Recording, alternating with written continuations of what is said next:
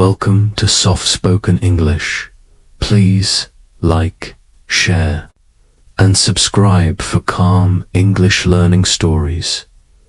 My name is Adam. I am 24 years old, and I live in a quiet town called Greenford with my mother and my younger brother. I work at a small bookstore near the main road. I like my job because it is peaceful. I enjoy arranging books, helping customers, and sitting quietly during slow hours. But one rainy morning, something unexpected happened. It was a cold morning in early November. The sky was grey, and rain tapped softly on the windows. I woke up early because I had an important message on my phone. The message was from my close friend Liam. It said, "Adam, I really need you today. Please come to the bus terminal at 10:30 a.m. I'm scared, that was all. No explanation, no details. I called him again and again, but his phone was off. My heart felt heavy. I quickly got ready.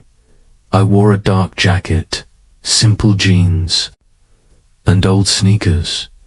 I took my umbrella and left the house. My mother was in the kitchen. She looked at me and asked, "Where are you going so early?" I replied, "My friend needs help. I'll call you later." She nodded and said, "Be careful." The rain was steady. The streets were quiet. I reached the bus terminal after 20 minutes. It was crowded. People were rushing, talking, dragging bags. I looked around carefully. Liam was not there. I waited 5 minutes, 10 minutes. Still nothing. I felt confused and worried while standing near a bench. I noticed a young boy sitting alone. He was holding a small backpack tightly. His head was down. Something didn't feel right. I slowly walked to him and asked softly, "Hey, are you okay?" He looked up. His eyes were red. He said, "I lost my bus ticket. I don't know what to do." I sat beside him. "My name is Adam," I said calmly. "Tell me your name." "My name is Noah," he replied. He told me he was visiting his uncle, but he dropped his ticket somewhere in the terminal.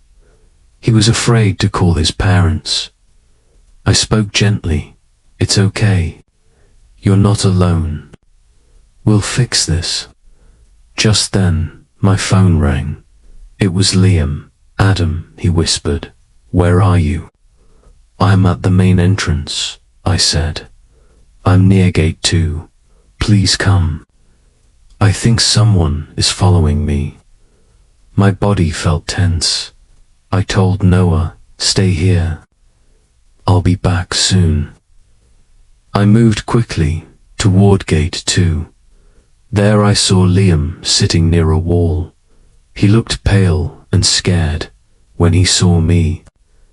He stood up and said, "I didn't know who else to call." He explained that a man had been watching him since he left his house. The same man got off the bus with him. Liam pointed quietly. I saw a tall man standing near a coffee stall, pretending to check his phone. I didn't feel safe. I told Liam, "Let's talk to security." We went to the help desk. The staff listened carefully and called up security guard.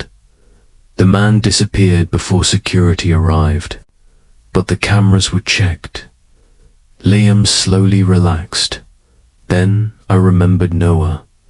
We went back to the bench. He was still there, waiting quietly. We spoke to the ticket counter. They contacted his parents. When Noah's father arrived, he hugged him tightly. He thanked us again and again. I felt warm inside. That day, rain was still falling, but inside, I felt calm. Liam and I shared tea at a nearby cafe. We talked quietly. Before leaving, Liam said, "Thank you. You really saved me today." I smiled and said, "That's what friends are for." That night, as I lay in bed, I thought deeply. Life can be scary sometimes, but kindness, calmness, and courage make us strong. This story is shared with you on soft-spoken English to remind you that even in quiet moments, we can be brave and we can help others.